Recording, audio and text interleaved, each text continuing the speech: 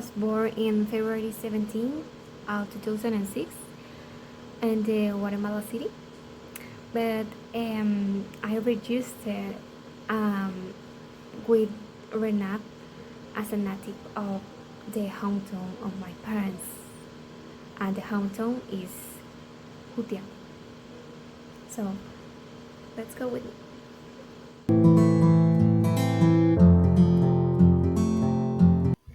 Until I was 4 years old, I lived with my parents in a small apartment.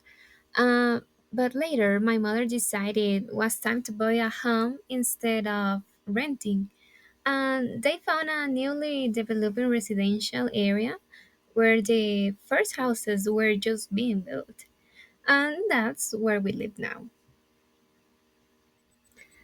My parents are Rosa Elvira Reynoso and Amilcar Ramírez Hernandez. I have two siblings. My older sister, Flori, who is now a mother of two little girls, and my younger brother, who is 11 years old. Our family might be small, but we are very close. As for my name, my parents chose Karen because at that time it wasn't very common and no one else in our family had it. I'm the only Karen in both my maternal and paternal families. There's no deeper meaning behind it. They just want a sweet and memorable name that will stand out. Culturally, even though I spent almost my whole life living in the city, I never truly felt like I belong here. Jutiapa and my family there had a strong influence of me. The way I act and carry myself is more like someone who has lived their whole life in Jutiapa. Since both my parents are from there, they also don't consider themselves city people. For me, my roots, my sense of belonging are all right to Jutiapa, more specifically the town of El Peñón.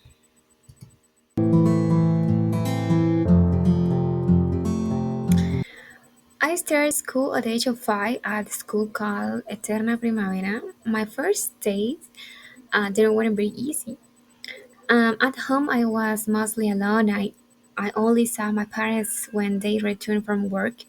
My older sister was raised in our hometown until she was 16.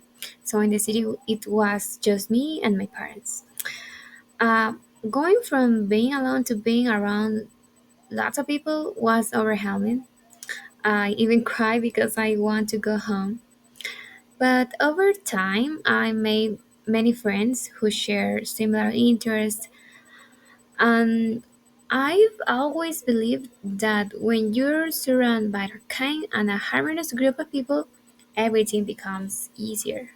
As time had passed, I realized school allowed me to explore parts of myself I couldn't at home, like drawing, painting, and doing crafts. I also discovered I love sports, and honestly, I love to talk.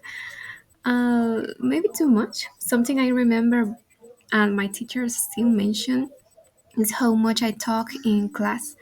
It didn't matter where they sit me, I always ended up chatting with someone. I once collect almost 15 carat stamps that said, talks too much in class. It's a memory I now cherish, even if it wasn't either at the time. Being talked about is a try even grow to love about myself. The first friend I made were Sherry, Damaris, and Kathy. From the very beginning, we connect and stay friends through uh, 14 years of school. Each of them had a unique personality that enriched our friendship. Sherry was smart and homely, Damaris was cheerful and full of creativity, and Katie came from a very open-minded family, which made her kind and deeply loyal. Together, they shaped a part of who I was and still am. Damaris inspired me to be creative. Sherry taught me be focused and intelligent. And Katie showed me how to be loyal and open-minded. One of my most cherished childhood memories is our yearly trips to Puerto San Jose in Escuintla. With my mom, those trips made me fall in love with the sea and warm water. Somehow, the beach and sun now remind me of the bond I shared with my mother. Just the two of us, no one else. A funny memory from my early years is how when I started feeding, I used to buy the TV and radio remotes, control remotes. My parents had to buy new ones frequently. Now, whenever they talk about me as a child, the video remotes are the first thing they mention.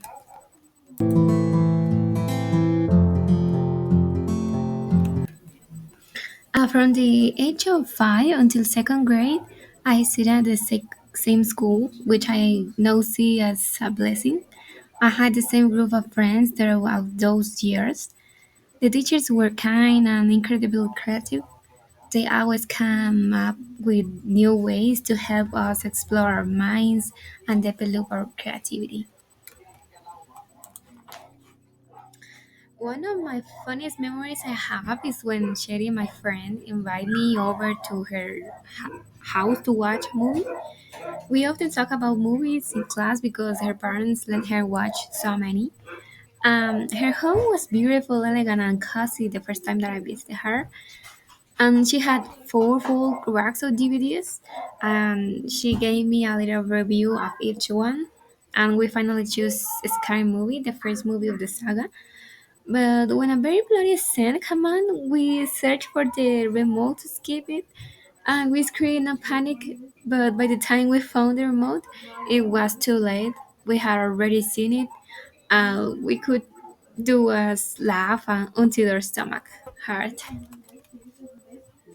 During those years, I discovered my love for teaching and sports, specifically competitive games. One of my favorite hobbies was riding my bike around our neighborhood with my dad or sometimes by myself. My dad always said that after using my brain all day at school, I need to exercise my body to avoid stress. It's something I still do today, riding my bike to clear my mind.